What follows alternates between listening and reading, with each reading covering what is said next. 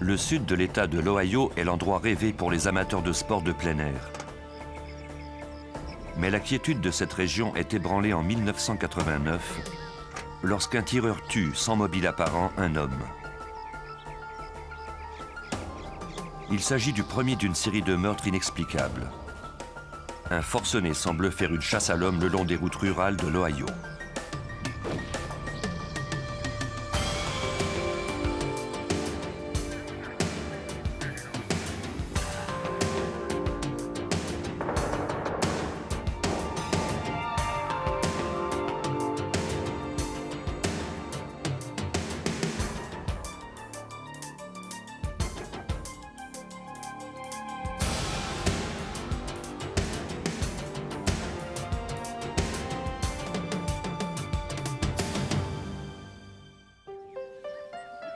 La partie sud de l'État de l'Ohio aux États-Unis est rocheuse et vallonnée. C'est un endroit tranquille où résident principalement des mineurs, des fermiers et des ouvriers de manufacture. La région est si paisible que la plupart des gens ne verrouillent même pas leurs portes. Ici, le taux de criminalité est pratiquement nul.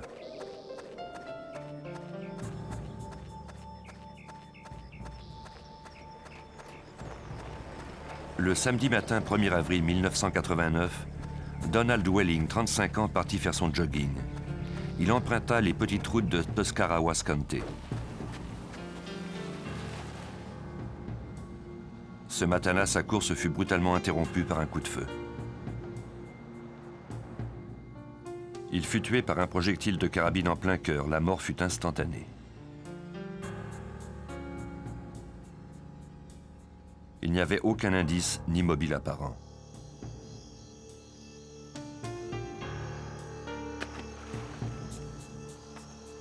De plus, l'arme du crime était introuvable.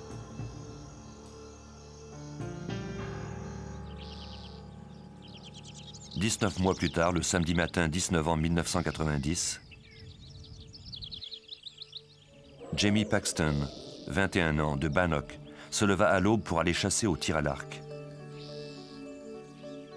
Il descendit de voiture et marcha longtemps à travers les herbes hautes qui longeaient l'autoroute 9, laissant l'arc dans son véhicule. Paxton était seul et non armé. Il ne remarqua pas qu'un pick-up rouge s'était garé à proximité de sa voiture.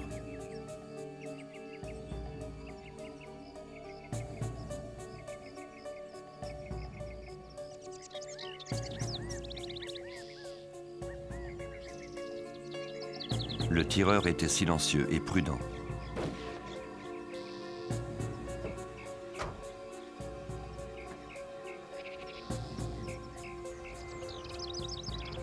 Jamie Paxton fut atteint de 3 projectiles. L'arme utilisée était une carabine de chasse très puissante. Il n'y avait aucun témoin. La population fut plongée dans le désarroi le plus total. Pourquoi avait-on commis ce meurtre gratuit ici? Les accidents de chasse sont plutôt fréquents dans cette région, mais le shérif de Belmont County, Tom McCourt, sut immédiatement qu'il ne s'agissait pas d'une mort accidentelle. Le fait qu'il y ait plus d'une blessure démontrait qu'il ne s'agissait pas d'un accident. En général, quand ça se produit, il n'y a qu'un seul coup de feu. De plus, la blessure avait été causée par une arme à feu et non par une flèche. Et la saison de la chasse à la carabine n'était pas encore ouverte. Le secteur sous la juridiction du shérif Tom McCourt est vaste, mais la population y a tissé des liens solides. Tout le monde se connaît. McCourt connaissait lui-même personnellement le jeune Jamie Paxton. Il ignorait cependant qui avait pu en vouloir à sa vie. Le tireur n'avait laissé aucun indice.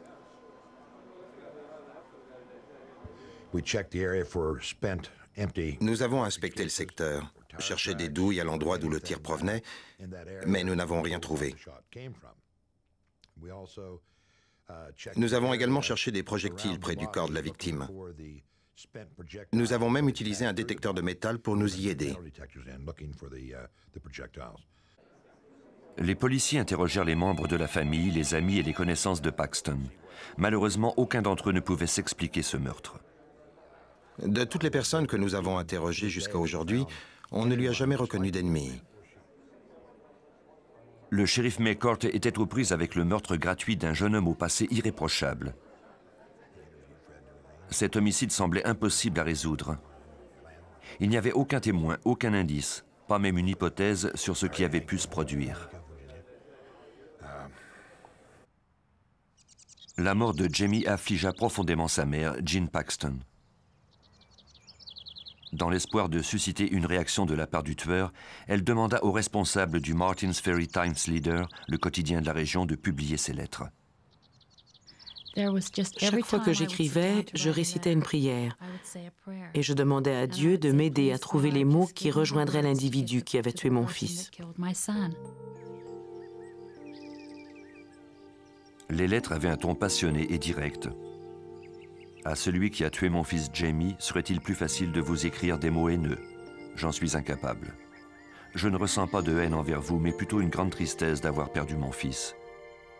Vous m'avez privé d'une source de lumière en novembre dernier, et depuis je vis dans les ténèbres. Avez-vous pensé à votre propre mort? Vous n'y échapperez pas. À moins de confesser vos péchés et de demander le pardon de Dieu, vous devrez un jour affronter les flammes de l'enfer.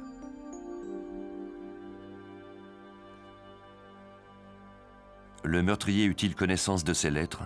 Si oui, elles ne semblaient guère avoir d'effet sur lui.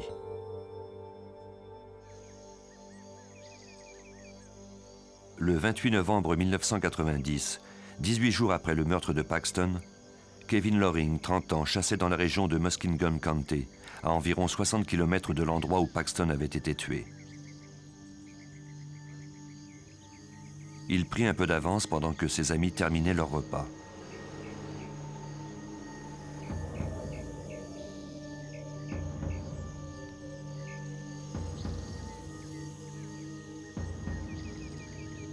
Il traversait un champ à la recherche de gibier, ignorant qu'il était lui-même la proie d'un chasseur qui surveillait ses moindres gestes.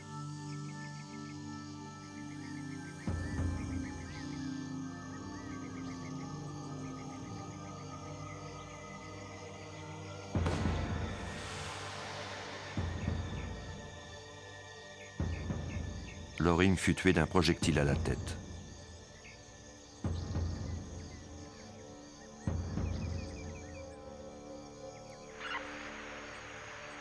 Le tueur avait commis ses meurtres dans 3 comtés différents sur une distance de quelques centaines de kilomètres. Le processus d'enquête en serait ralenti. De fait, les détectives de Muskingum County ignoraient complètement que d'autres meurtres similaires avaient été commis dans les comtés voisins. Ils conclurent que la mort de Loring était due à un accident de chasse. Jean Paxton n'abandonnait pas. Elle continua d'écrire des lettres au meurtrier pendant toute l'année 1991 en espérant qu'il se manifesterait. Je me disais que si le meurtrier de mon fils lisait une de mes lettres, j'obtiendrais une réaction de sa part. Elle ne se trompait pas. La lettre dactylographiée commençait ainsi. Je suis le meurtrier de Jamie Paxton. Je ne le connaissais absolument pas. Je ne l'avais jamais vu de ma vie et ne m'a pas dit un seul mot ce samedi-là. J'ai tué Paxton sous la pression d'une pulsion incontrôlable. Lorsque j'ai quitté la maison ce jour-là, je savais que quelqu'un mourrait par ma faute. Je ne savais cependant pas qui ni où. Je suis une personne ordinaire avec une famille, un travail et une maison comme vous. Quelque chose dans ma tête me transforme en un meurtrier sans pitié ni conscience. La lettre arriva au Martins Ferry Times Leader quelques jours avant le premier anniversaire de la mort de Jamie.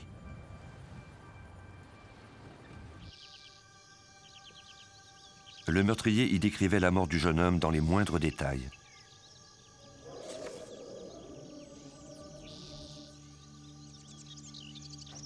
J'étais ivre et une voix dans ma tête me répétait « Fais-le ». J'ai garé mon véhicule derrière celui de Jamie et j'en suis descendu.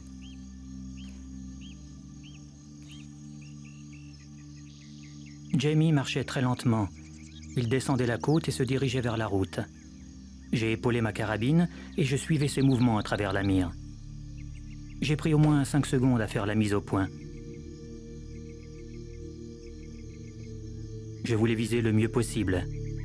Le premier coup était un peu raté. Je l'ai touché dans la partie droite de sa poitrine.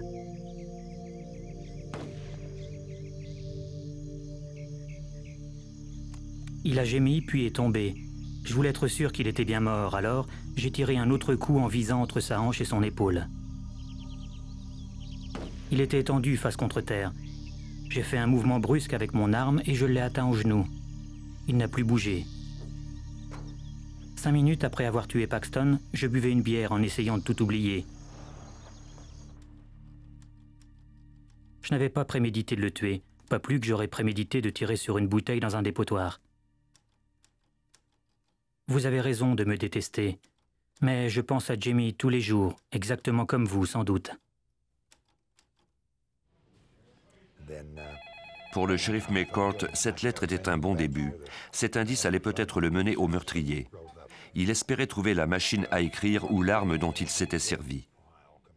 Pendant que les détectives poursuivaient leur enquête, le tueur, lui, continuait à chasser.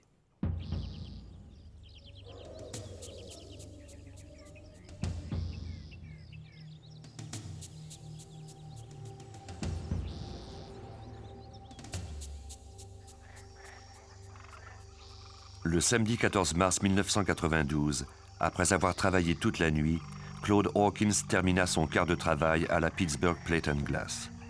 Le soleil venait de se lever. C'était le moment idéal pour aller à la pêche. Hawkins se rendit directement à son endroit favori sur le bord de la rivière, en aval du barrage de Wills Creek. Hawkins était marié et père de 4 enfants. Un autre amateur de plein air allait bientôt mourir à son tour. Cette fois-ci, cependant, le meurtre fut commis dans un parc fédéral. Pour le FBI, c'était le moment d'entrer en action.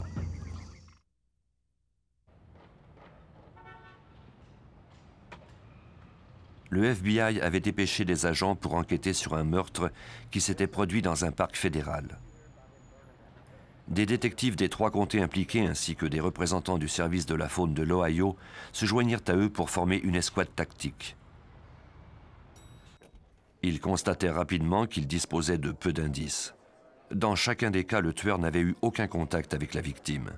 Ils ne fouillaient pas dans leurs poches pour prendre leur argent et ramassaient soigneusement ses douilles après le meurtre.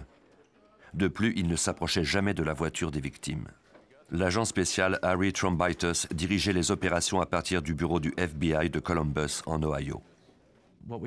Nous savions que Hawkins était mort d'un coup de feu et que nous aurions dû retrouver une douille. Je me rappelle avoir cherché minutieusement à l'aide d'un détecteur de métal, d'avoir fouillé le sol à genoux de mes propres mains. Mais nous n'avons rien trouvé. Nous étions préoccupés de voir que le meurtrier était assez rusé pour récupérer les douilles des projectiles dont il venait de se servir. Cela nous donnait une indication sur le type d'individu auquel nous avions affaire.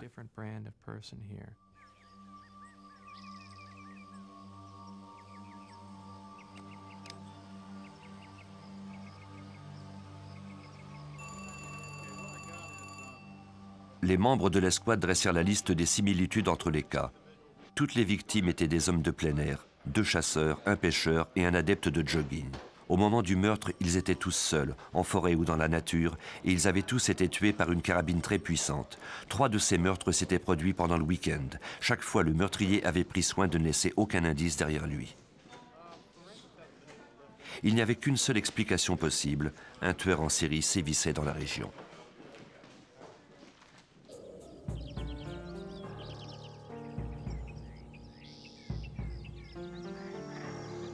Dix jours après la première réunion de l'escouade spéciale, le 5 avril 1992, l'ouvrier Gary Bradley, 44 ans, quitta sa résidence de West Virginia pour aller à la pêche dans un étang de Noble County.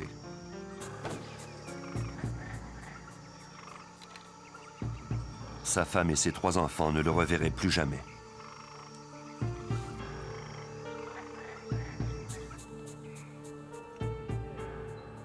Un autre meurtre avait été commis. L'escouade devait absolument arrêter ce tireur au plus vite. D'abord, il faudrait tenter d'établir un profil psychologique du meurtrier. Ce profil pouvait se révéler d'une importance capitale. On fit appel aux experts du service des études comportementales du FBI.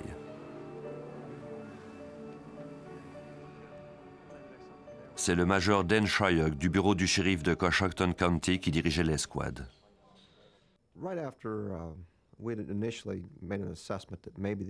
Après avoir constaté qu'il y avait un lien entre les meurtres, le bureau du FBI de Columbus a demandé à ce que des experts du service des études comportementales rencontrent les enquêteurs en homicide des 5 comtés impliqués.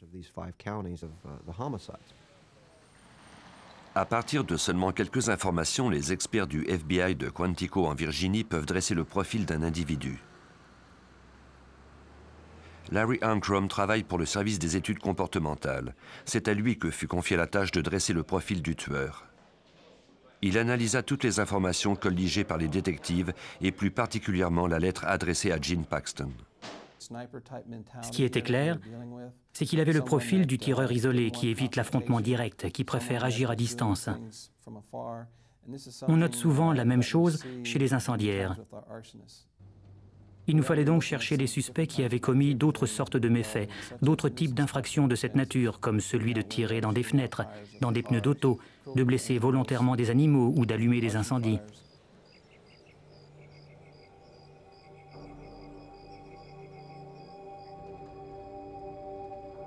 Pour Ankrum, ce type de violence était déclenché par le stress et amplifié par l'alcool.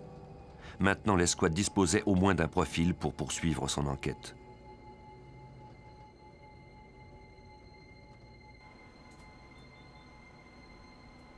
Il y avait également la lettre adressée à la mère d'une victime. Les experts judiciaires du FBI l'examinèrent attentivement. Les caractères typographiques présentaient des particularités uniques. Si on pouvait retrouver la machine à écrire, il serait facile ensuite de relier la lettre à son propriétaire et conséquemment le meurtre au meurtrier. Mais il fallait faire vite, car le tireur rôdait toujours. Le 21 juillet 1992, 2 chasseurs dans un parc de Muskingum County arrivèrent face à face avec le meurtrier.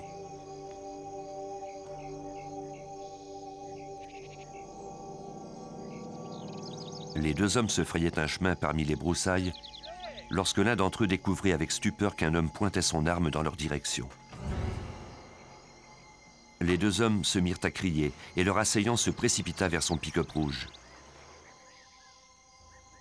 Ils n'eurent pas le temps de noter le numéro de la plaque d'immatriculation du véhicule, mais ils appelèrent immédiatement la police locale, qui à son tour informa l'escouade spéciale.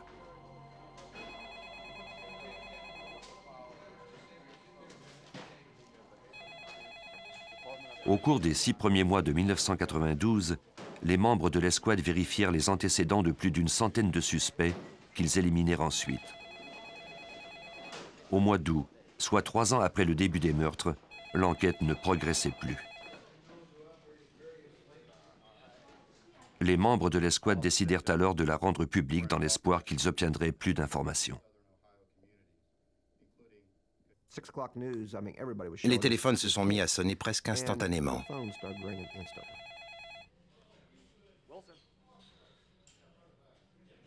Le 26 août 1992, l'escouade reçut un appel qui allait se révéler déterminant.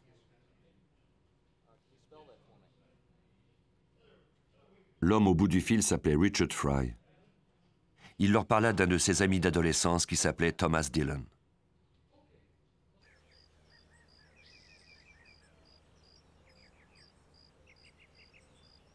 Les détectives disposaient maintenant d'un nom. Richard Fry accepta de rencontrer un membre de l'escouade à une aire de repos de l'autoroute 77.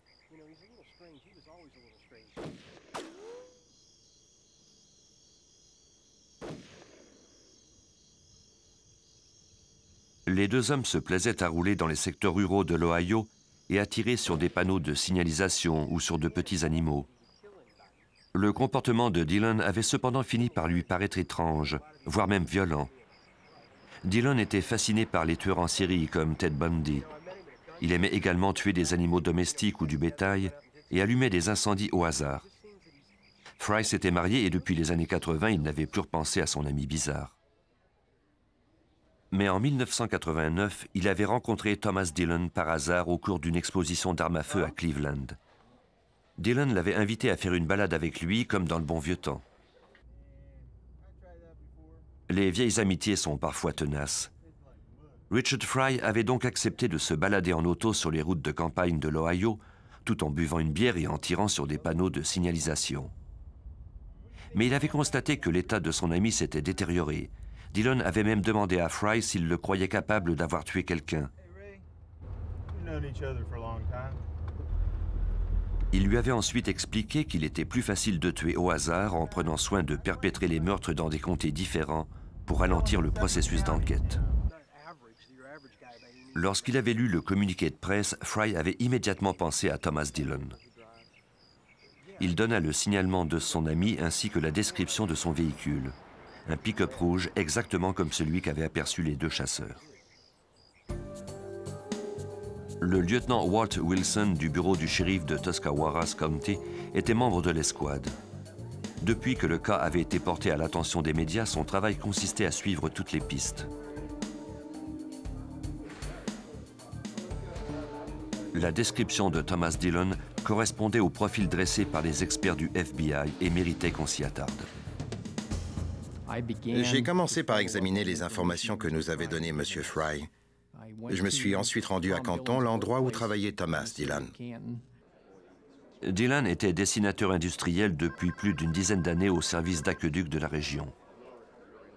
Wilson obtint l'horaire de travail de Dillon et compara les jours de congé du dessinateur aux dates auxquelles les meurtres avaient été commis. S'il y avait des différences, il pourrait ainsi l'éliminer immédiatement de la liste des suspects.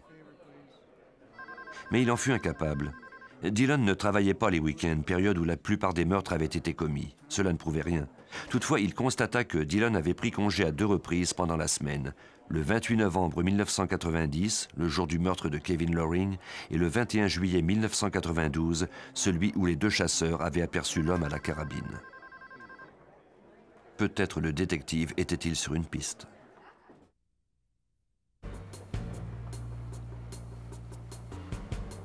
Pendant que les autres membres de l'escouade vérifiaient les informations fournies par le public, Wilson mit Dillon sous surveillance. Il espérait ainsi obtenir de nouveaux indices ou encore que le suspect retournerait sur la scène d'un de ses crimes. La filature commença en octobre 1992. Le détective Wilson suivait Thomas Dillon au cours de ses excursions de fin de semaine sur les routes de campagne du sud de l'Ohio. Habituellement, c'était jour de congé pour Thomas. La journée commençait vers 7 heures du matin. C'était presque toujours le week-end. Parfois, il s'arrêtait dans une épicerie et s'achetait quelques bières avant de rouler sur les petites routes de l'arrière-pays dans d'autres comtés, au sud de chez lui. Le 10 octobre 1992, pendant la filature, le détective perdit brièvement la trace du véhicule du suspect. Au moment où Wilson roulait très lentement près d'une entrée, il se retrouva nez à nez avec Dillon. Il lui fallut penser rapidement pour ne pas mettre l'enquête en péril. Je lui ai envoyé la main et il m'a salué à son tour. Il s'est ensuite arrêté puis a attendu pour voir si je poursuivais mon chemin ou non.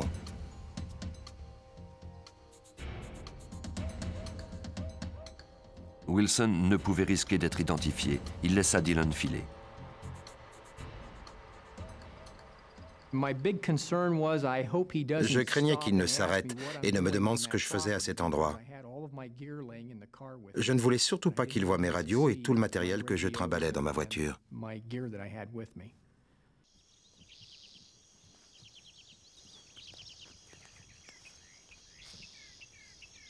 Quelques jours plus tard, Larry Haller de Barn Hill en Ohio chassait à 150 mètres d'une route du comté de Tuscarawas. Il entendit une voiture s'arrêter. À travers les arbres, il aperçut un homme de race blanche de bonne carrure. L'homme brandit une carabine dans sa direction et tira.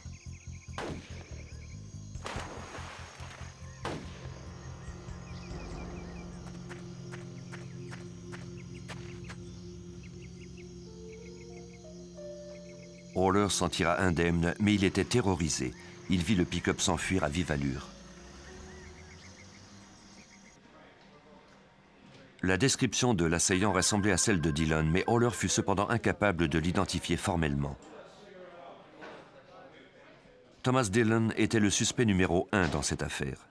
Il faudrait augmenter les effectifs pour assurer sa filature. Pendant 2 mois, le FBI ne le perdit pas de vue une seconde. Il était surveillé par voie aérienne et terrestre.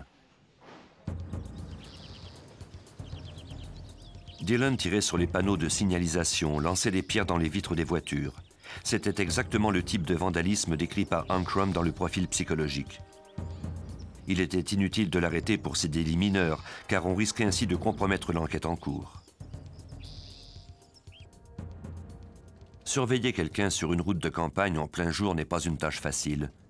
Les enjeux étaient élevés. Si Dillon tentait à nouveau de tuer quelqu'un et que les détectives du FBI n'y étaient pas, ils auraient un autre meurtre sur les bras.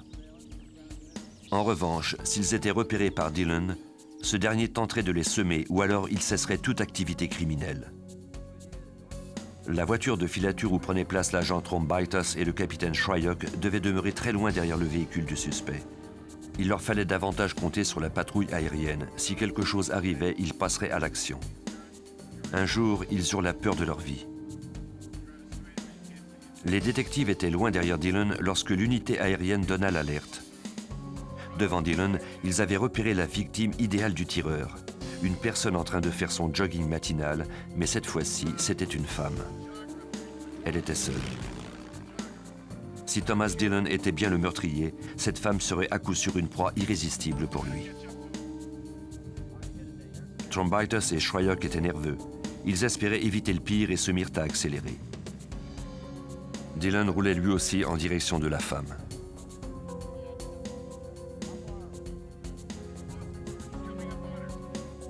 Trombaitis et Shryock filaient à toute allure et tentaient désespérément de joindre la patrouille aérienne par radio. On leur répondit que Dillon s'approchait de plus en plus de la femme. Il n'y avait pas une seconde à perdre. Au cours d'une autre communication radio, ils apprirent que Dillon était sur le point de s'arrêter à la hauteur de la femme. Les agents retenaient leur souffle.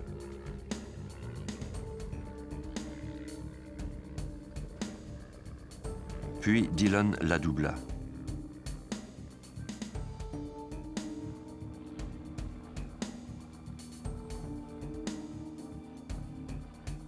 Le sentiment de soulagement fut cependant de courte durée.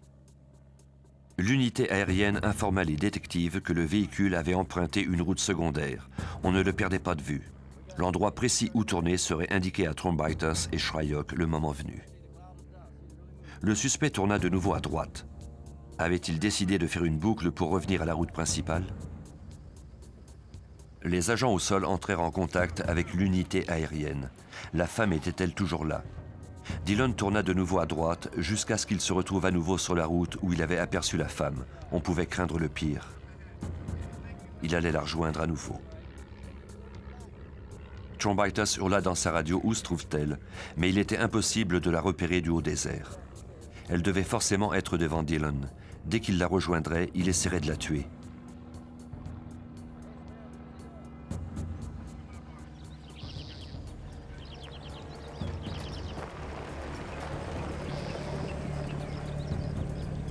L'unité aérienne informa les détectives que Dillon avait arrêté son pick-up et qu'il en était sorti. Il tenait un objet brillant dans ses mains. S'apprêtait-il à la tuer sous leurs yeux? Du haut des airs, les agents ne voyaient plus la femme, mais cela ne signifiait pas nécessairement qu'elle n'y était pas. Les détectives entendirent des coups de feu. Ils étaient terrorisés à l'idée que le suspect ait fait une victime au cours de la filature.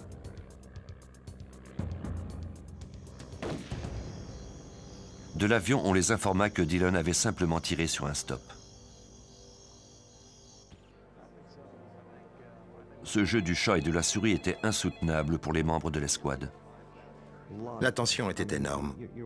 On se demandait à tout moment si cet homme allait tuer quelqu'un et si nous étions capables de l'en empêcher. On se doutait qu'il était bien celui qui avait tué toutes ces personnes. On travaillait 14 à 16 heures par jour, vivant pratiquement dans notre voiture. Comme tous les policiers, nous buvions du café, nous mangions mal et le stress était tout simplement insupportable.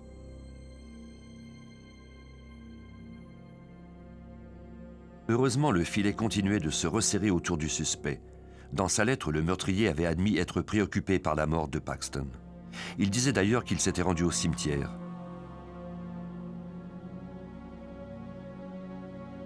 Le jour du premier anniversaire de sa mort, soit le 10 novembre 1991, des policiers avaient filmé les visiteurs qui lui rendaient un hommage posthume.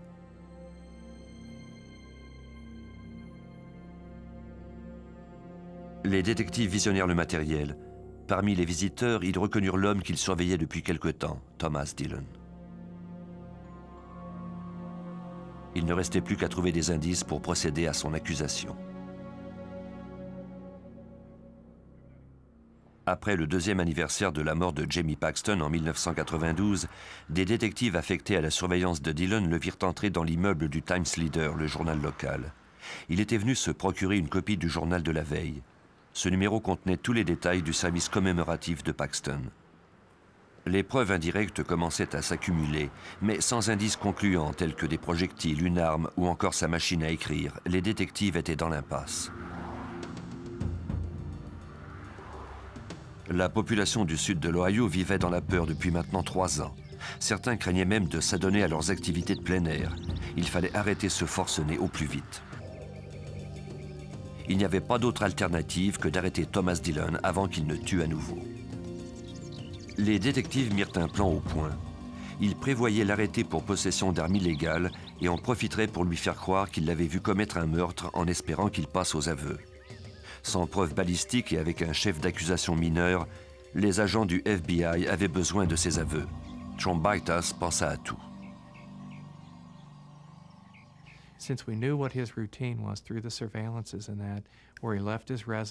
Grâce à la surveillance dont il avait fait l'objet, nous connaissions sa routine. Il quittait la maison et se rendait à la même épicerie tous les jours avant d'entreprendre ses balades de 500 ou 600 km. Nous avions prévu l'aborder à l'épicerie.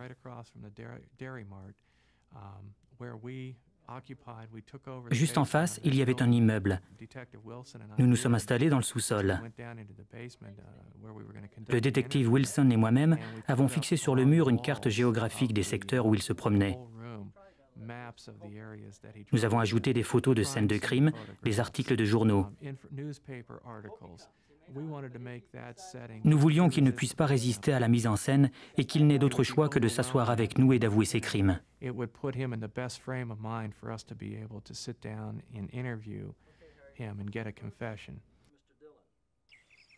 Le 27 novembre 1992, le plan fut mis à exécution. L'objectif était d'obtenir les aveux du suspect.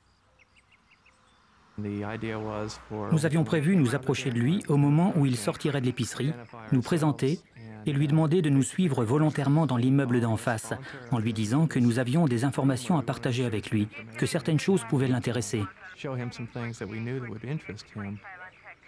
Dans l'éventualité où Dillon refuserait, des agents n'attendaient qu'un signe de Trombaitas pour procéder à son arrestation pour possession illégale d'armes à feu. Je me rappelle très bien sa réaction. Il est resté bouche bée pendant 5 secondes, puis il s'est repris et a déclaré qu'il voulait d'abord parler à son avocat. Trombaitas donna le signal aux agents du Bureau de l'alcool, du tabac et des armes à feu, l'ATF, qui procédèrent à l'arrestation de Thomas Dillon. Le suspect n'était pas conscient qu'il s'agissait là d'une défaite amère pour les agents du FBI. Malgré les indices recueillis et la certitude de Trombaitas qu'il était le tueur, le détective craignait d'avoir tout détruit. Il fallait à tout prix éviter que le suspect ne soit libéré trop rapidement.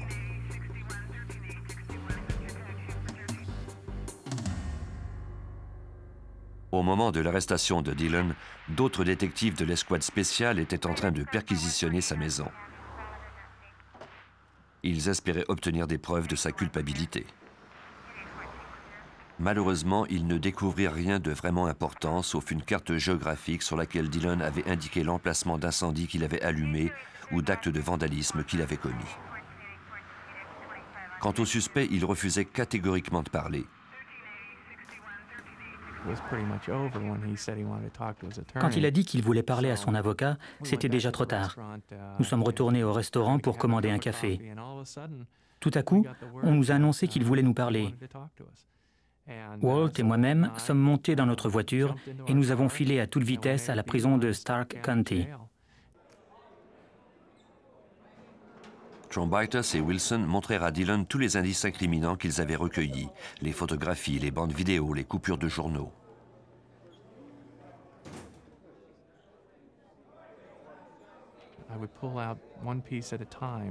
Je lui montrais un indice à la fois. Comme je l'avais pressenti, il était très intéressé par l'information que nous détenions. Les photos de surveillance, celles des diverses scènes de crime, des animaux tués le long des routes. Il était complètement fasciné par ces photos.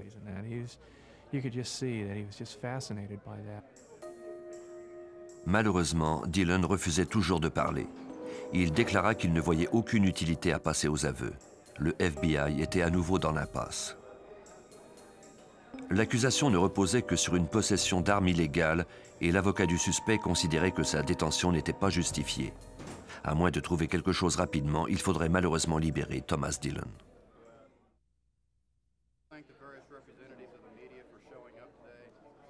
L'escouade devait maintenant se battre contre la montre.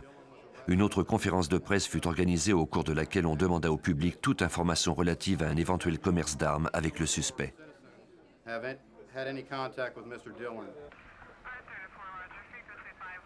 Pendant ce temps, le membre de l'escouade Jerry Wade du service de la faune de l'Ohio suivait une piste. Un témoin avait aperçu Dillon tirer un chevreuil avec sa carabine quelques années plus tôt. Il lui indiqua l'emplacement. Si Wade parvenait à y trouver des projectiles, il pourrait peut-être les comparer à ceux qui avaient été recueillis à partir des victimes. Le témoin nous a dit avoir aperçu Thomas Dillon tirer sur un chevreuil à l'aide d'une carabine. Il pensait qu'il s'agissait peut-être de la même arme. Notre but était de recueillir des indices, comme les douilles par exemple, et tenter de démontrer qu'elles provenaient de l'arme du crime. Cela nous permettrait de prouver que Thomas Dillon possédait cette carabine avant même le début des meurtres. Cette preuve donnerait beaucoup de poids à l'accusation. Les chances de trouver des douilles sur une aussi grande surface étaient minces. De plus, 2 années s'étaient écoulées depuis. Mais Wade était déterminé. Il passa au peigne fin chaque centimètre de l'emplacement indiqué par le témoin. Wade commença ses recherches près de l'arbre où l'animal avait été abattu. Il effectuait sa fouille à l'aide d'un détecteur de métal. Son acharnement porta fruit. Il découvrit 2 douilles de carabine.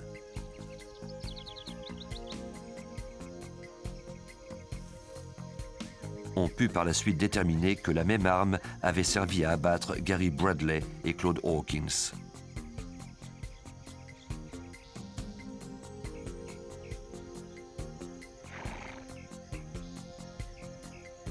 On avait enfin une preuve solide.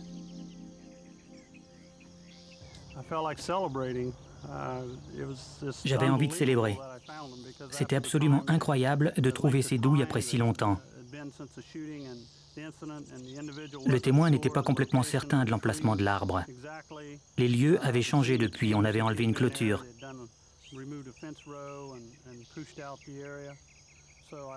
J'ai eu beaucoup de chance de les trouver. J'avais juste envie de célébrer. C'était comme si on venait de me donner un cadeau.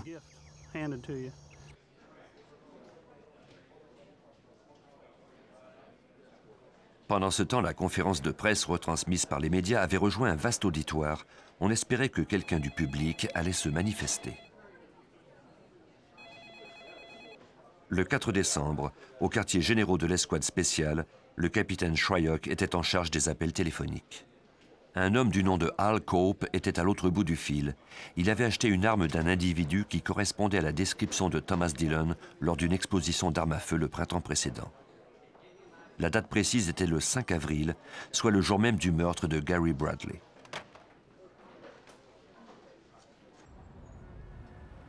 L'arme fut réquisitionnée et envoyée au laboratoire du FBI à Washington pour y être analysée.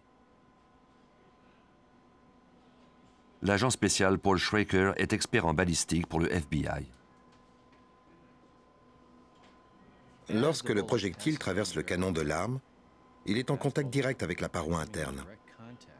Elle est alors marquée des imperfections microscopiques du canon.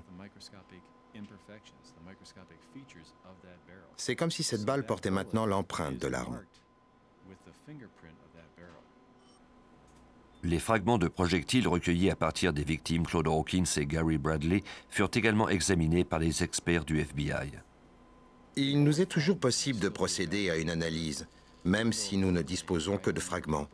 car ceux-ci portent également des marques.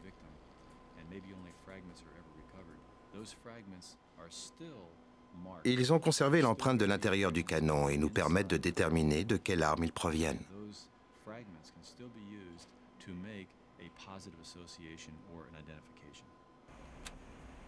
Lorsqu'on nous a envoyé l'arme, nous avons d'abord procédé à des tirs d'essai. Nous avons ensuite comparé les projectiles utilisés lors de ces tirs aux fragments qui avaient été recueillis à partir des victimes. Les balles furent donc comparées aux fragments prélevés des dépouilles de Gary Bradley et Claude Hawkins.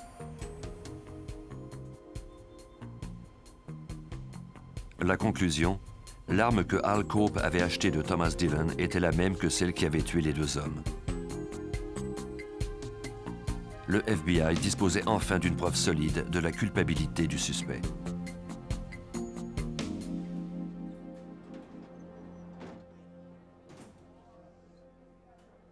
L'agent Trombaitis rencontra Dillon en prison et lui présenta les preuves accumulées contre lui. Son signalement et la description de son véhicule correspondaient aux déclarations des témoins. Il était en congé chaque fois qu'un meurtre avait été commis, il avait des antécédents judiciaires et il utilisait une arme à feu. De plus, le FBI pouvait prouver en cours qu'une arme lui ayant déjà appartenu avait servi à tuer au moins 2 des victimes. Trombaitis était convaincu que Dillon était coupable des 5 meurtres. Il désirait par-dessus tout permettre aux familles des victimes de vivre leur deuil et de retrouver enfin la paix. Il fit une offre à Dillon en prenant soin de lui rappeler au préalable qu'il était passible de la peine de mort. Sa tactique fonctionna. Le suspect commença à négocier. En échange de la promesse qu'il ne serait pas condamné à mort, il se déclara prêt à avouer être l'auteur des 5 meurtres.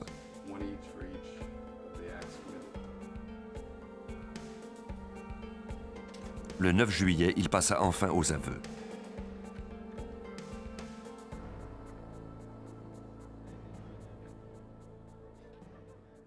Le 12 juillet 1993, à la cour de Noble County, il arborait un petit sourire satisfait. Mr. Dillon, at this time, how do you plead to count 1 in the indictment in case number 93 CR4 involving the death of the aggravated murder charge involving the death of Gary Bradley? How do you plead? Guilty. Les familles des victimes étaient venues assister au procès. Dillon plaida coupable aux accusations de meurtre de Donald Welling, Kevin Loring, Claude Hawkins, Gary Bradley et Jamie Paxton. Lorsqu'il quitta la cour, il arborait le même petit sourire et ne semblait manifester aucun remords.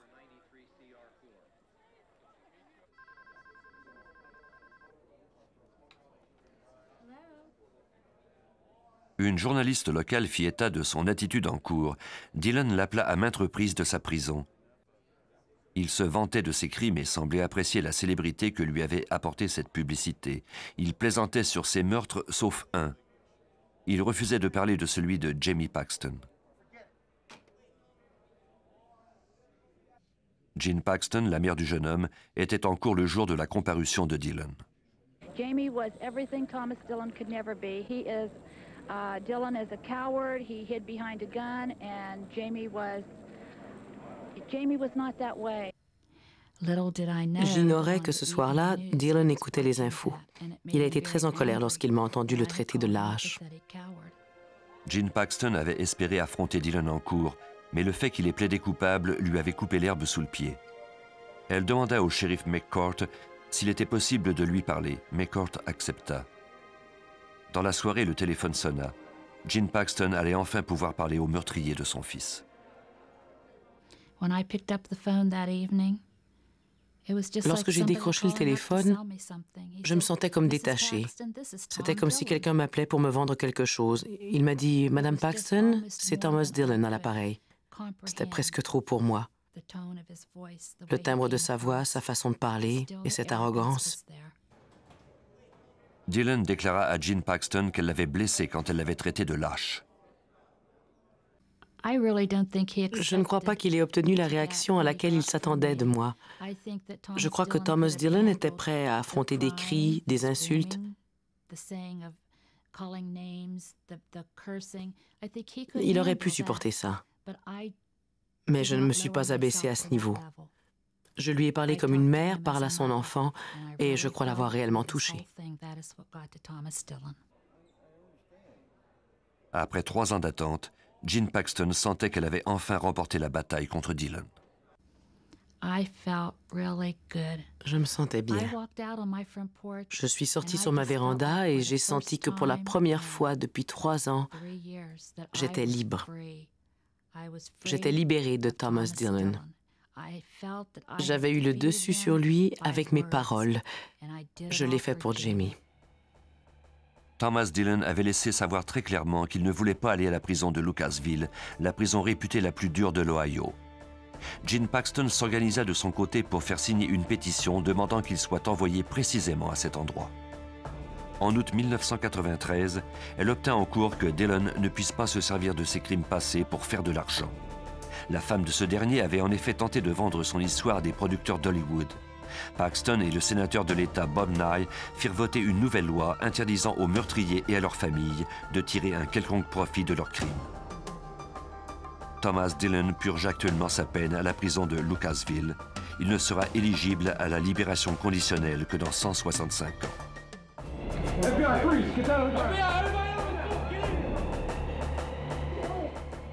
Toute une famille disparaît soudainement. Les autorités policières n'ont aucun indice qui les mènerait aux ravisseurs. Puis, tout d'un coup, des enquêteurs trouvent des armes volées qui appartenaient aux victimes. C'est alors qu'ils se rendent compte que les ravisseurs font partie d'un groupe d'extrême droite. Ces individus dangereux ne reculent devant rien pour échapper à la justice.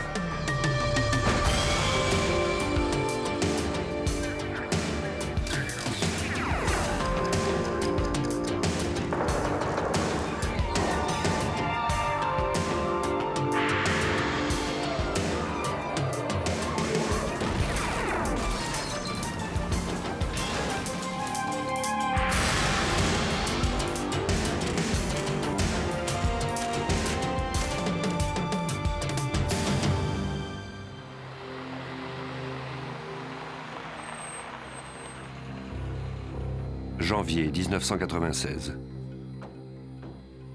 William Mueller, 52 ans, vivait en Arkansas, dans la petite municipalité de Tilley.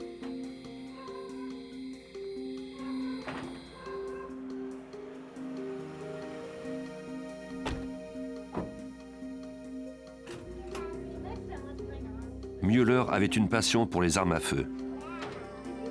Il était électricien. Sa femme Nancy enseignait à leur fille de 8 ans, Sarah. De retour à la maison, les Mueller se retrouvèrent face à face avec 2 hommes.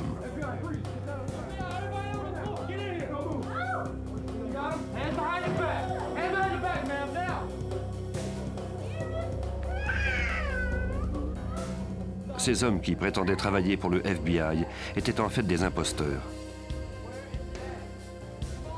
Ils voulaient mettre la main sur les armes et les munitions de Mueller ainsi que sur son argent. Quand les intrus constatèrent que les Mueller refusaient de coopérer, ils séparèrent les membres de la famille les uns des autres et ils les torturèrent.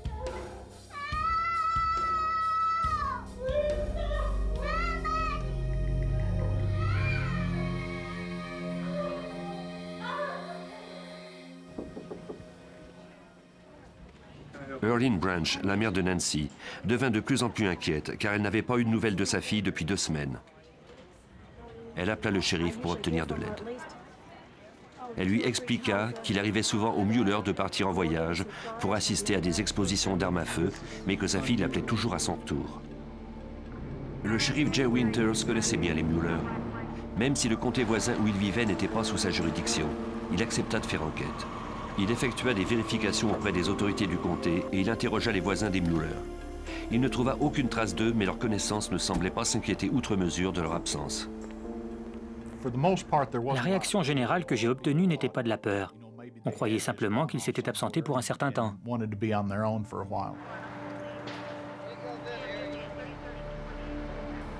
Le 11 février, soit 1 mois après leur disparition, un fermier trouva la Jeep de William Mueller abandonnée à quelques kilomètres de chez lui, dissimulée par des buissons.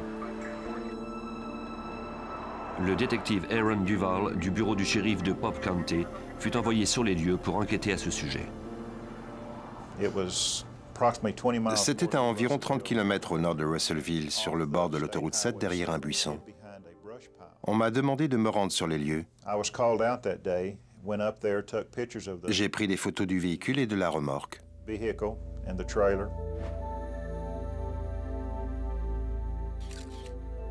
À l'intérieur, Duval trouva le sac à main de Nancy Mueller. Il contenait son porte-monnaie ainsi que des papiers d'identité. La remorque que William Mueller utilisait pour transporter ses armes et ses munitions aux expositions était vide. Quelques mois s'écoulèrent sans nouvelles des Mueller. À 60 km de Tilly, un couple de gens âgés pêchait dans un bayou près de Russellville. La ligne de la canne à pêche de la dame s'accrocha au fond. Elle finit par tirer de l'eau une chaussure de course, d'où sortait un tibia. Horrifiée, elle sectionna la ligne et alla chercher de l'aide. Quelques heures plus tard, le shérif Winters mobilisa des équipes de recherche pour fouiller le bayou.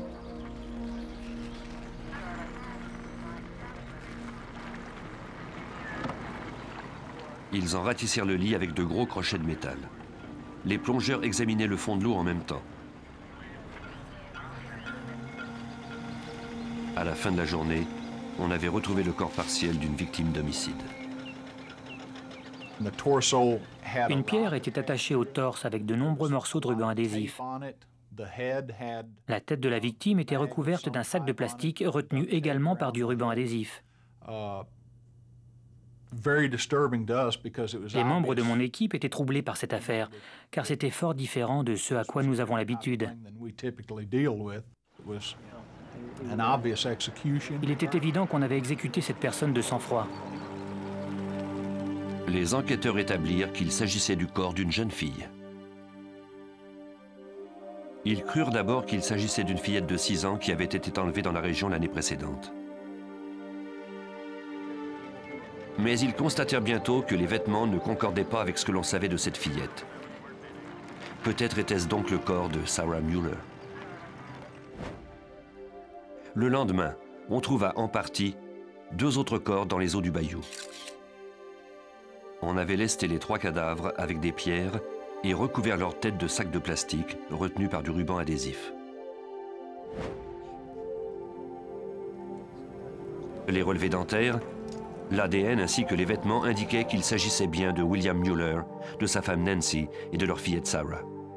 Cette affaire de disparition était maintenant devenue une enquête sur un triple homicide. C'était triste de penser que William et Nancy étaient morts de cette façon. Mais c'était encore plus triste de constater que leur fillette ait connu un destin aussi tragique. On l'avait enveloppée dans du plastique, maintenu avec du ruban adhésif, puis on avait attaché une pierre de 25 kilos à son corps et on l'avait lancée dans l'eau. C'était inacceptable. Au cours de l'autopsie, le médecin légiste put établir que les 3 corps se trouvaient dans l'eau depuis le 11 janvier, soit le dernier jour où on les avait vus en vie. Au cours d'un autre examen, des experts découvrirent des fragments de peinture bleue sur les morceaux de ruban adhésif prélevés sur les victimes. Ils les envoyèrent au laboratoire du FBI à Washington pour les faire analyser.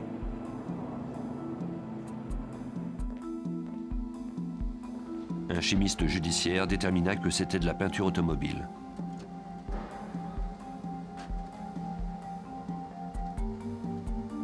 Il s'agissait maintenant de trouver la marque de la voiture.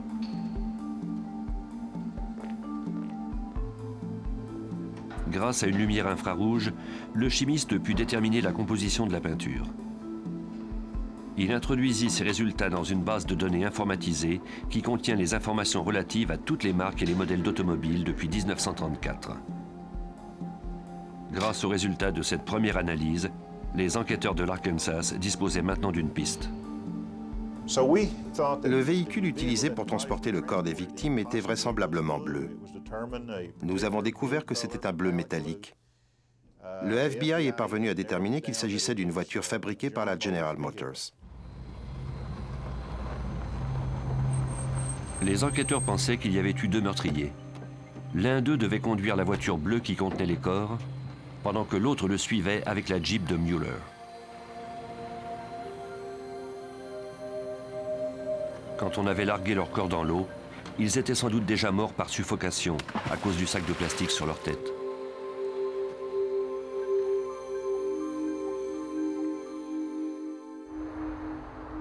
On fit appel aux agents de l'ATF, le bureau de l'alcool, du tabac et des armes à feu de Little Rock. L'agent Glenn Jordan dirigeait l'enquête. Nous devions intervenir puisque Mueller avait déjà été un armurier autorisé et que ses armes à feu avaient été volées.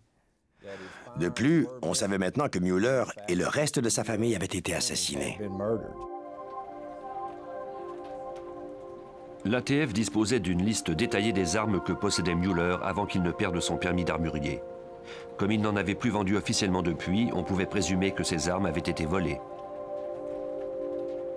Notre but était d'entrer le numéro de série de ces armes à feu dans la base de données des crimes du pays. Si jamais quelqu'un retrouvait ces armes plus tard, nous aurions alors une piste pour poursuivre l'enquête.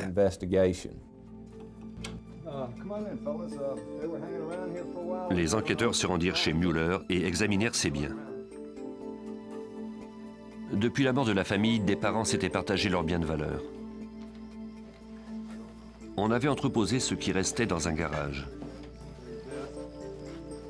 Les enquêteurs y trouvèrent l'étui d'un Colt de calibre 45 sur lequel se trouvait le numéro de série de l'arme.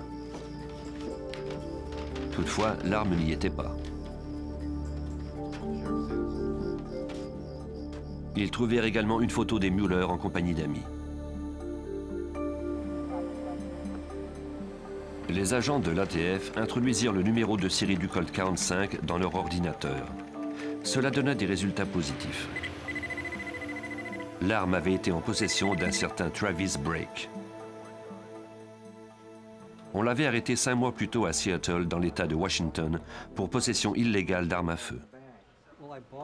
Brake fut arrêté de nouveau par les policiers de Seattle, cette fois pour possession d'une arme volée qui était de plus reliée à un autre crime.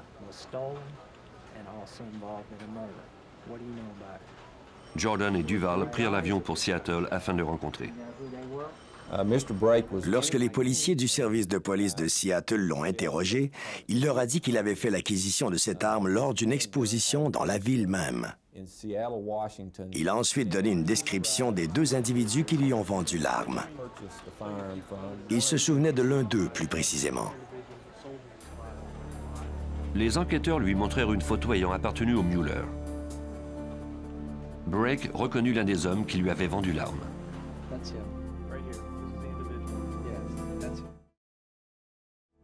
Il s'appelait Keith Collins.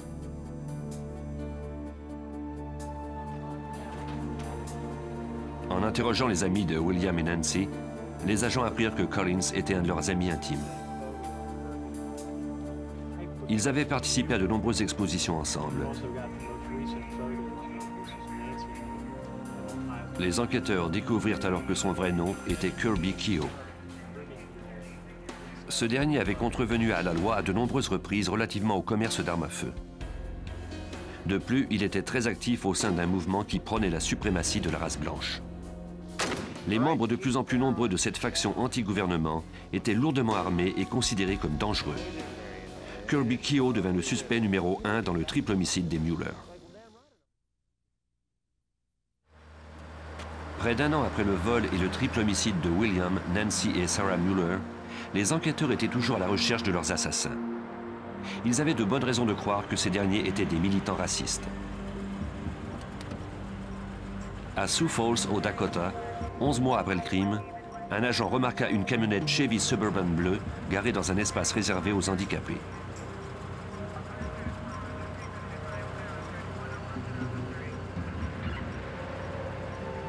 À l'intérieur, un jeune couple dormait. L'homme déclara s'appeler Sean Haynes. Il s'était arrêté pour que sa femme enceinte et lui puissent se reposer un peu. Les autocollants sur le pare-choc de sa camionnette laissaient croire qu'il était membre d'un groupe raciste. L'agent demanda à Haynes s'il était en possession d'armes. Haynes lui montra alors 2 armes à feu à l'arrière de son véhicule.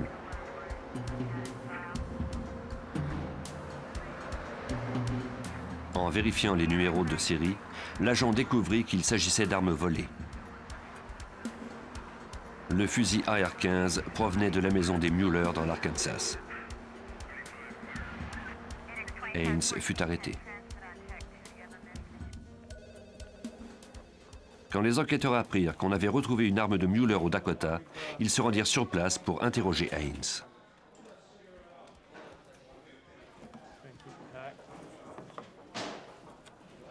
Ce dernier déclara qu'il avait obtenu le fusil AR-15 en échange d'une de ses armes à feu. La transaction avait eu lieu dans un motel de l'État de Washington 6 mois plus tôt. L'homme qui avait fait l'échange était Chevy Keogh, le fils aîné de Kirby.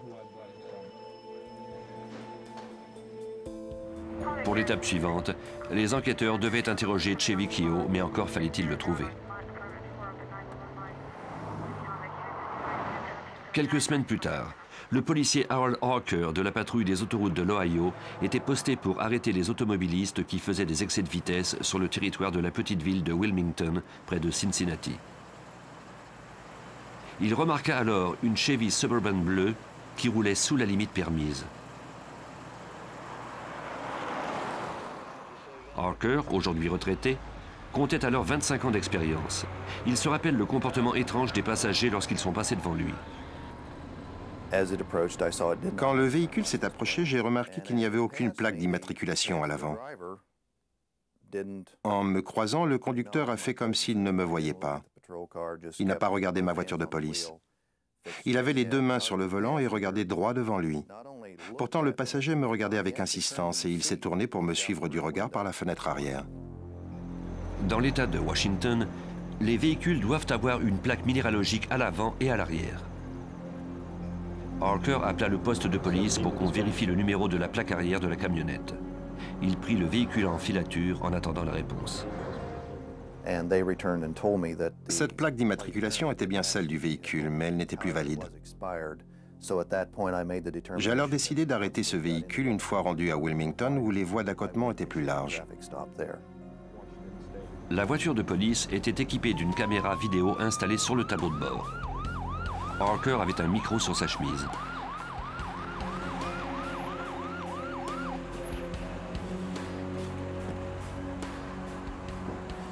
Il demanda au chauffeur et à son passager de lui montrer leurs pièces d'identité.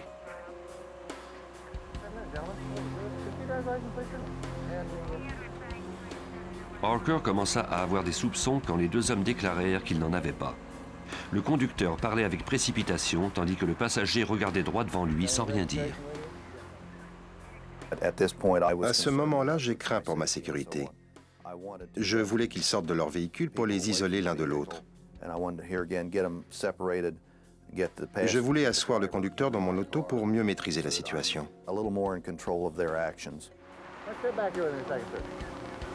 Le conducteur accepta de suivre Harker jusqu'à la voiture de police.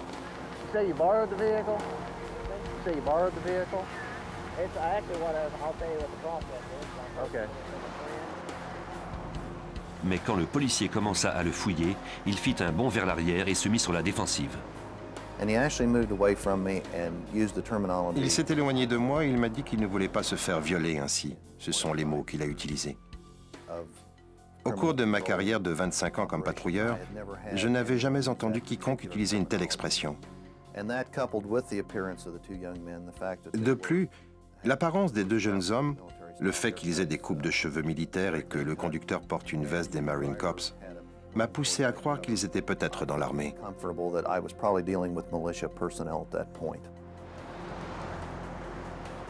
De l'autre côté de l'autoroute, un collègue de Harker, l'agent Robert Gates, l'aperçut en train de parler au conducteur. Il le rejoignit pour l'aider. C'était chose courante puisque les agents travaillent souvent seuls dans les régions rurales. Son principal but était de superviser l'opération. Il ne devait en aucun cas réagir aux réponses à mes questions ni donner des ordres. C'était mon travail. Lui ne devait qu'observer ce qui se passait. Les deux hommes lui dirent qu'ils cherchaient du travail sur les chantiers de construction de la région.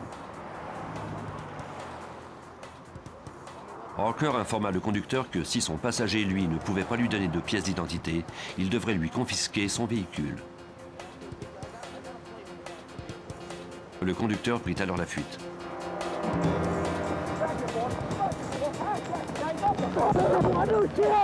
Pendant que les deux policiers essayaient de le rattraper, le passager sortit du véhicule et il commença à faire feu sur eux.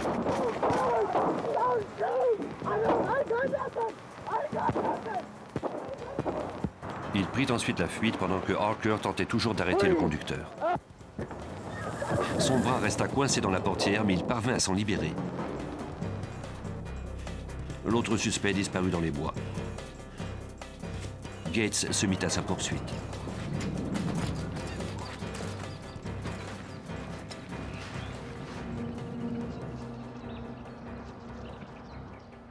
Comme il risquait d'être pris en embuscade dans cette forêt dense, il décida d'abandonner. Harker était de retour à sa voiture. Un de ses pneus était crevé. Il appela pour obtenir des renforts. En l'espace de quelques instants seulement, tout le service de police de Wilmington était en alerte. Quand l'agent Robert Martin entendit la nouvelle sur sa radio, il aperçut une Suburban garée dans le stationnement d'un distributeur de fournitures électriques. Il transmit au répartiteur l'adresse où il se trouvait et descendit de sa voiture pour enquêter.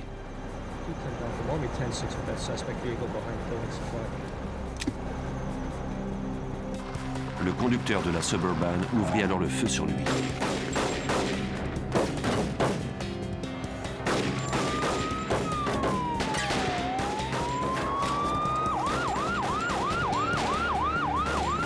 Un autre policier arriva sur les lieux pour porter secours à Martin.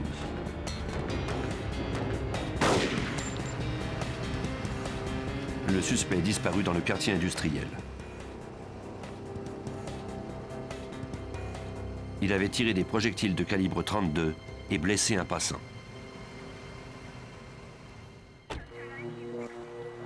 Sur la scène de la première fusillade, les enquêteurs tentaient de reconstituer les événements et cherchaient des indices sur l'identité des deux hommes. À l'aide de détecteurs de métal, ils se mirent à la recherche de douilles.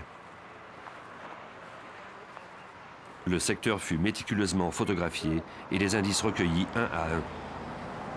Dans la petite ville de Wilmington, on n'avait jamais rien vu de tel auparavant. Les policiers organisèrent une chasse à l'homme pour retrouver les deux fugitifs armés. Les recherches se poursuivirent jusque dans la nuit. Les comtés voisins envoyèrent des renforts. Les suspects étaient considérés dangereux, car ils n'avaient pas hésité à recourir à la violence armée pour s'échapper. On devait les retrouver avant qu'ils ne fassent une victime.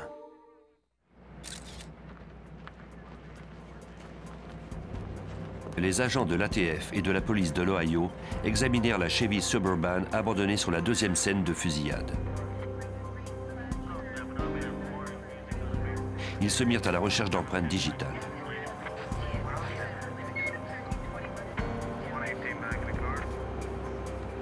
À l'intérieur, les policiers trouvèrent des fusils d'assaut, des munitions par milliers, de l'équipement militaire et des trousses de premiers soins. Grâce aux reçus fournis par les manufacturiers, les enquêteurs purent retracer l'origine des munitions. La plupart d'entre elles, ainsi que les armes à feu, appartenaient à William Mueller, un ancien armurier assassiné dans l'Arkansas. Les tireurs avaient une telle quantité d'équipements militaires qu'il y avait lieu de croire qu'ils étaient membres d'un groupe anti-gouvernement.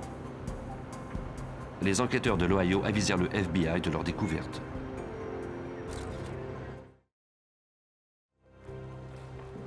L'agent Bill Hargraves du bureau de Cincinnati prit la direction de cette enquête.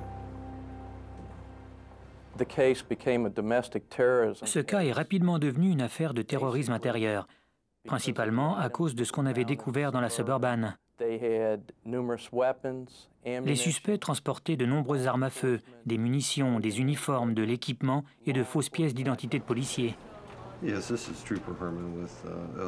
Les agents de la police d'État d'Ohio retracèrent le propriétaire de la Suburban. Il s'appelait Jacob Settle. Il vivait à Spokane, dans l'État de Washington.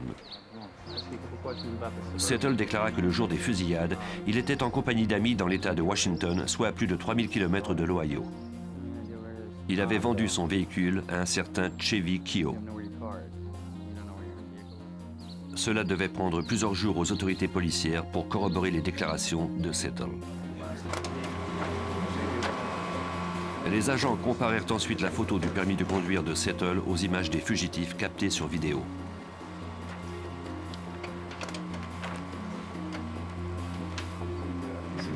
On pouvait clairement voir que ce n'était pas lui. Cet enregistrement magnétoscopique était le meilleur indice dont disposaient les policiers jusqu'à présent. Ils le firent diffuser partout au pays dans l'espoir d'obtenir le nom des deux tireurs.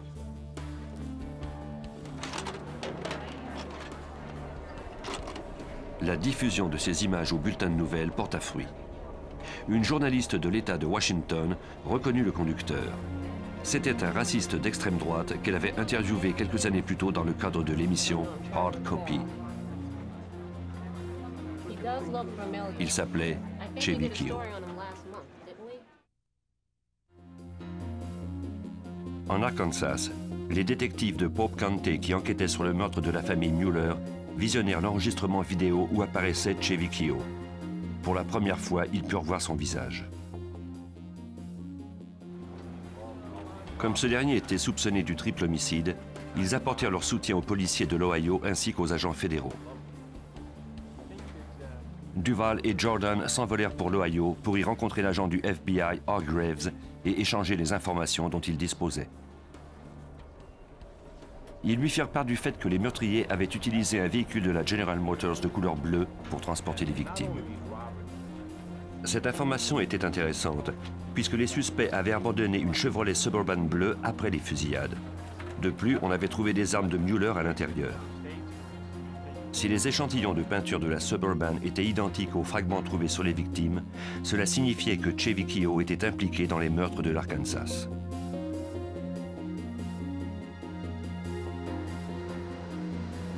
Au laboratoire du FBI à Washington, les experts effectuèrent des analyses, mais ils ne trouvèrent aucun lien entre les deux échantillons. L'agent du FBI Jim Shenandoah fut impliqué dans l'enquête. Ce spécialiste a l'habitude de retracer les terroristes de la trempe de Chevy Keough. Nous avons découvert qu'il avait des activités paramilitaires et qu'il était anti-gouvernement. À ce moment-là, il était particulièrement agressif envers les autorités policières. Nous avons donc dû prendre des mesures de sécurité extrêmes parce que nous ignorions ses intentions.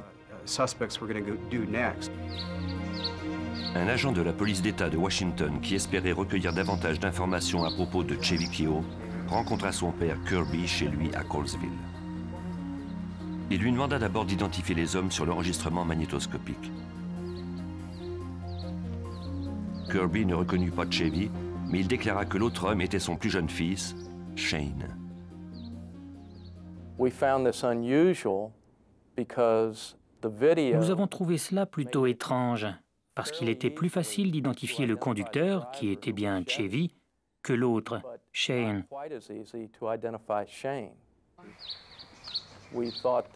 Nous nous sommes dit qu'il protégeait peut-être son aîné parce qu'il le préférait. Les agents du FBI fouillèrent le passé de Chevy Keough, 23 ans, et de son frère Shane, 21 ans. Chevy Keough était impliqué dans divers crimes. En plus des 3 meurtres dont il était soupçonné en Arkansas, il était soupçonné de meurtres dans les États de Washington et de l'Idaho. Il avait également commis une série de vols, de cambriolages. Il avait extorqué de l'argent et transporté des marchandises volées d'un État à un autre. On fit émettre des mandats au nom des frères Keough. Le 18 février 1997, les enquêteurs retrouvèrent leurs traces à Frankfort, en Ohio, soit à 70 km de Wilmington, où avait eu lieu la fusillade. On découvrit une Monte-Carlo abandonnée dans le stationnement d'un supermarché. Elle avait été volée à seulement 2 km de la scène de la fusillade. Les autorités croyaient qu'au moins un des Keough l'avait volée pour échapper à la chasse à l'homme. Le voleur n'avait laissé que les clés derrière lui. De toute évidence, les frères Keough étaient prêts à tout pour échapper à l'emprisonnement. La police d'État se déploya dans toute la région pour interroger les gens, en espérant que quelqu'un ait peut-être aperçu les fugitifs. À environ 2 km de là, on retrouva la piste laissée par les frères Keough. Ils avaient passé quelques nuits au camping de Lake Hill avec leur famille dans un véhicule récréatif. Malheureusement, les policiers étaient arrivés trop tard. Ils n'y étaient restés que 2 jours. On ignorait si les frères étaient toujours à bord du véhicule. Le FBI fit diffuser un communiqué à la grandeur des États-Unis avec la description du véhicule.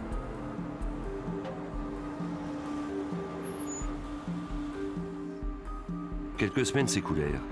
Des témoins signalèrent avoir aperçu le véhicule en question. Ils avaient également aperçu des femmes et des enfants.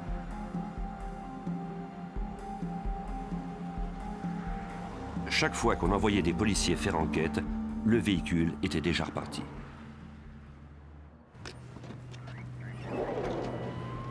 Puis, à 240 km d'Indianapolis, on trouva un autre véhicule volé.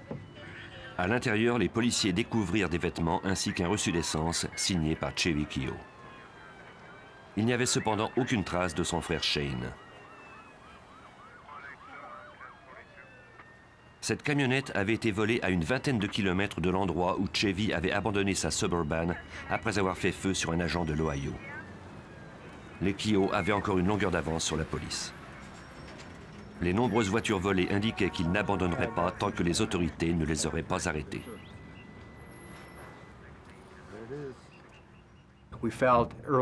Dès le début, nous avons acquis la certitude que s'il devait y avoir une confrontation avec la police, il y aurait certainement une autre fusillade et que des innocents risquaient d'être blessés.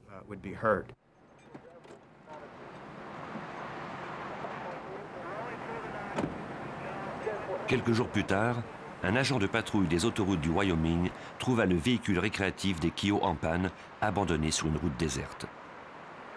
Le FBI fut avisé et on remorqua le véhicule pour le faire examiner.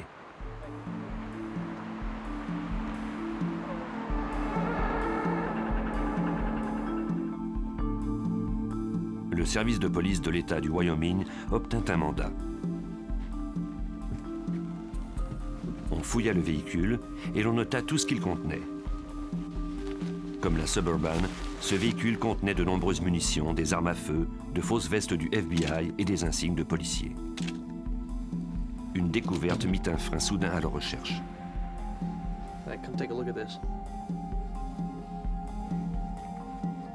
Il s'agissait d'une boîte de composantes d'explosifs, notamment des piles qu'on utilise d'habitude pour provoquer la détonation de bombes. Comme le véhicule était peut-être piégé, les policiers firent appel à l'escouade anti-bombe de l'ATF. On fit évacuer les commerces et les bureaux gouvernementaux du secteur. L'escouade examina le véhicule centimètre par centimètre. On n'y trouva aucun explosif relié à un dispositif d'amorçage.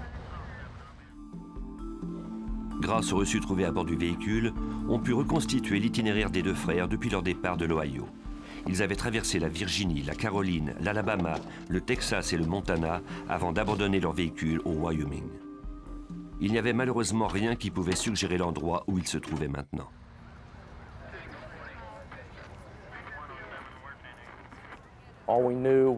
Tout ce que nous savions, c'était qu'Indianapolis était le dernier endroit connu où Chevy était allé.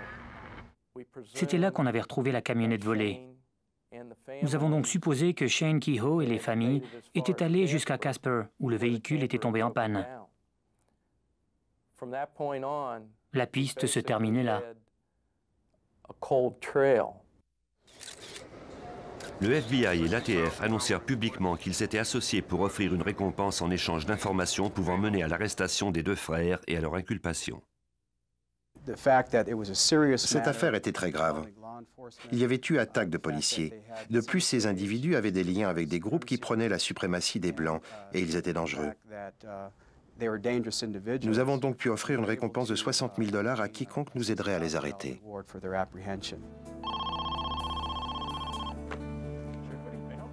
Le 16 juin, les enquêteurs obtinrent les résultats escomptés.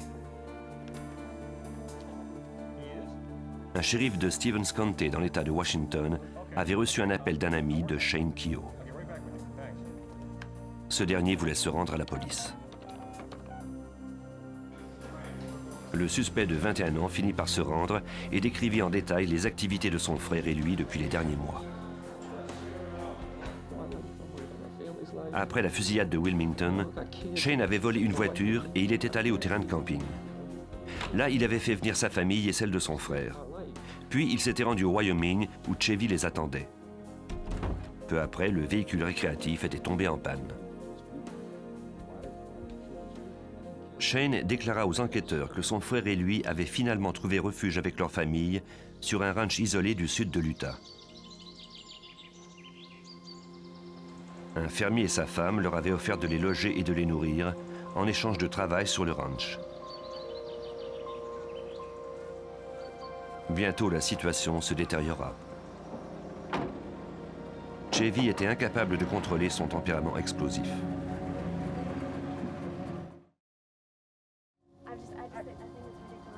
Shane et sa femme Tana étaient de plus en plus inquiets. Chevy parlait de fonder son propre groupe d'extrême droite. Il désirait tuer sa femme Karina en raison de ses origines amérindiennes. Il avait même parlé de tuer ses propres parents, Kirby et Gloria, pour pouvoir lui-même inculquer ses croyances à ses 6 jeunes frères. Le 12 juin, soit près de 4 mois après la fusillade en Ohio, Chevy commença à soupçonner son frère.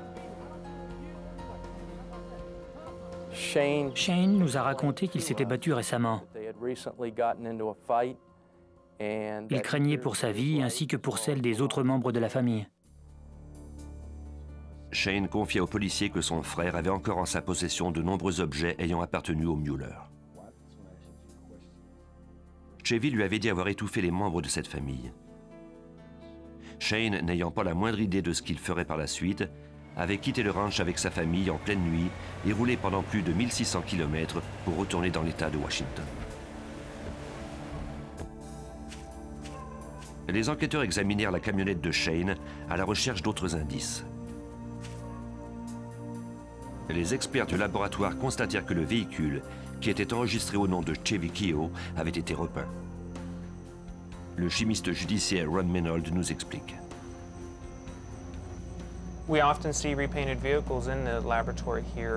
Il nous arrive souvent d'examiner des voitures repeintes. Nous pouvons toujours retrouver la couleur initiale. Les couches de peinture ressemblent un peu à un paquet de cartes qui sont plus ou moins collées ensemble. On peut retirer n'importe laquelle de ces cartes et l'analyser individuellement. Ainsi, par exemple, l'as de carreau pourrait être une couche d'après. Sa composition chimique et sa couleur seraient différentes de celle du roi de pique, la couche de surface. Les résultats furent concluants. La composition de la peinture bleue prélevée sur la voiture de Keogh correspondait à celle des fragments trouvés sur les Mueller. Les indices accumulés contre Chevy Keogh étaient incriminants, mais ils n'avaient pas été capturés pour autant. Pour y parvenir, les enquêteurs devraient se rendre dans l'Utah où se terrait le suspect sur le ranch isolé. Malheureusement, on pouvait voir venir à des kilomètres l'escouade chargée de l'arrestation. Chevy Keogh, militant de la suprématie raciale blanche, était recherché pour un triple homicide en Arkansas et une tentative de meurtre en Ohio. Il était lourdement armé et se cachait avec sa famille sur un ranch isolé. Arrêter le criminel dans un secteur qui offrait peu de couverture était aussi dangereux pour les agents que pour la famille de Chevy. Les agents du FBI et de l'ATF devaient mettre au point un plan pour réduire les risques au maximum. L'agent Will Long était en charge de ce plan. Son visage restera dans l'ombre compte tenu de sa présente mission. Les enfants et la femme de Chevy étaient là, avec lui, et nous voulions éviter à tout prix qu'ils se retrouvent au milieu d'une fusillade ou que Chevy les prenne en otage.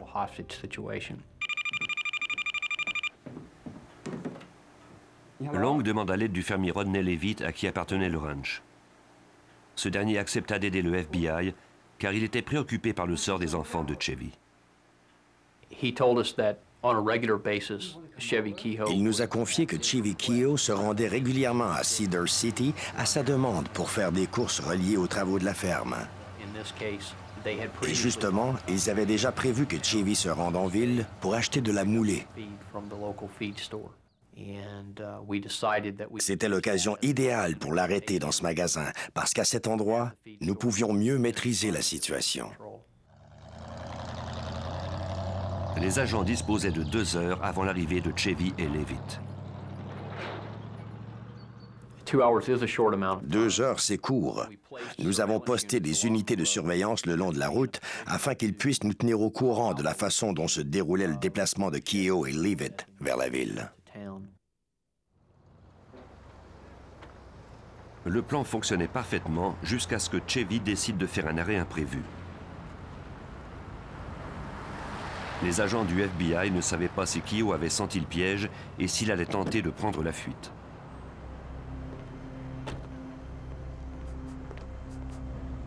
L'agent sur les lieux demanda ce qu'il devait faire. Il attendait les instructions soit pour procéder à l'arrestation de Keogh, soit pour mettre Leavitt en sécurité.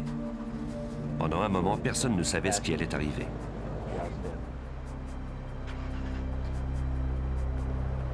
Chevy retourna à la camionnette avec une boisson gazeuse.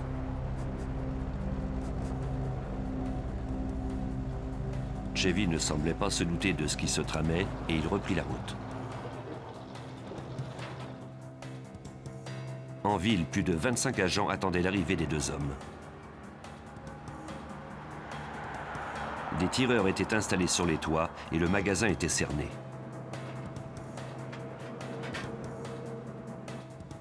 Il y avait aussi des agents un peu partout dans les environs. Leur objectif, empêcher Chevy de fuir ou de prendre des otages. Pendant que l'agent Long chargeait des bottes de foin devant le magasin, un imprévu menaça la réussite du coup de filet. À la radio, nous avons entendu l'une des unités de surveillance dire que Chevy avait traversé un de nos points de repère et qu'il n'était qu'à 1 minute du magasin. Au même moment, un fermier se gara dans l'espace de stationnement que le FBI avait réservé pour Chevy. L'agent Long ne disposait que de quelques secondes pour réagir. J'ai traversé le stationnement en courant avec mon insigne et mes pièces d'identité en main. J'ai dit à l'homme qu'un dangereux fugitif allait bientôt entrer dans le stationnement et que nous allions l'arrêter. Il devait monter en voiture au plus vite et quitter le stationnement. Le fermier obtempéra et Long reprit sa position initiale. Quelques secondes plus tard, Chevy Keogh arriva.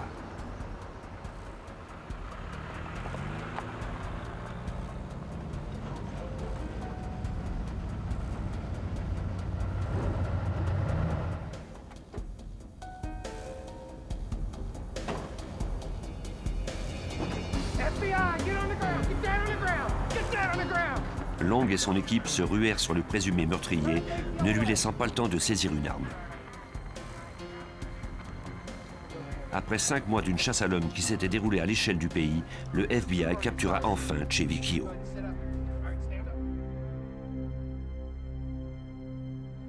Au ranch, on devait maintenant s'occuper de Karina, la femme de Chevy et de ses enfants. Une fois encore, Leavitt offrit son aide. Apparemment, M. Leavitt avait des problèmes de dos et Karina avait l'habitude de venir lui ouvrir la grille pour le laisser entrer dans la propriété. Elle faisait ça par gentillesse. Pour ouvrir la grille, Karina devait sortir de la roulotte, ce qui donnerait aux agents l'occasion de l'arrêter. Long était caché à l'arrière de la camionnette avec 2 autres agents. Comme nous l'avions espéré, Karina est sortie et a ouvert la grille. Pendant que toute son attention était centrée sur l'ouverture de la grille, nous sommes sortis de l'arrière de la camionnette et nous l'avons immédiatement fouillée. Nous avons trouvé un pistolet de 9 mm chargé dans la poche arrière de son jean.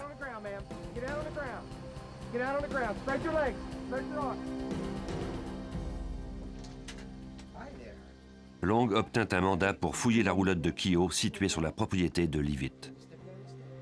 Mais auparavant, les agents du FBI firent sortir les enfants et ils les confièrent au fermier.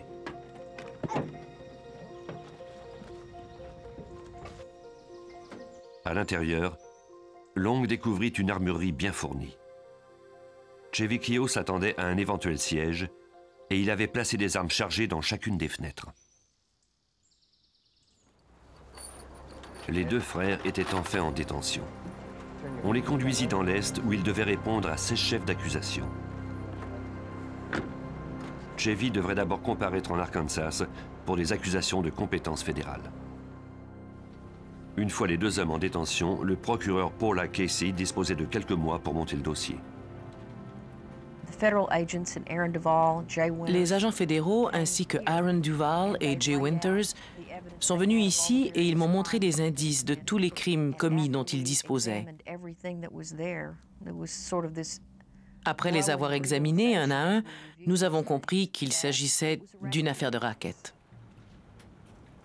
Mais pour ainsi concentrer toutes les activités illégales de Chevy autour d'une affaire de racket, Paula Casey devait démontrer qu'il avait commis tous ces crimes en vue de développer son mouvement raciste. C'est par cette perspective d'un racket organisé que nous pouvions fournir au jury une image complète des événements. On pouvait ainsi faire la lumière sur les liens entre ces crimes, de sorte que la décision puisse être prise en toute connaissance de cause. On trouva finalement Chevy Kehoe coupable de 57 crimes fédéraux, notamment du brutal meurtre de Bill Mueller, de sa femme Nancy et de Sarah, leur fillette de 8 ans. Chevy Kehoe a comparu en cour. Suite à ce procès de 3 mois, il a été trouvé coupable de racket. Il a eu droit à une peine d'emprisonnement à vie sans possibilité de libération conditionnelle, puisque le système pénitentiaire fédéral n'en prévoit pas. Quant au frère de Chevy, Shane Kehoe, malgré ses allégations d'autodéfense, on l'a trouvé coupable des chefs d'accusation contre lui, notamment de tentative de meurtre lors de la fusillade à Wilmington. Il est présentement en détention pour une peine de 24 ans et demi. La raison pour laquelle tous les services impliqués ont été si coopératifs, c'est que le crime était horrible. Il était difficile de comprendre la raison de ces meurtres gratuits. C'était un de ces cas où tout le monde voulait aider et était conscient que nous ne pouvions pas tout faire seuls. N'importe quel service de police aux prises avec ce cas n'aurait pas pu le résoudre seul. Nous devions donc tous coopérer.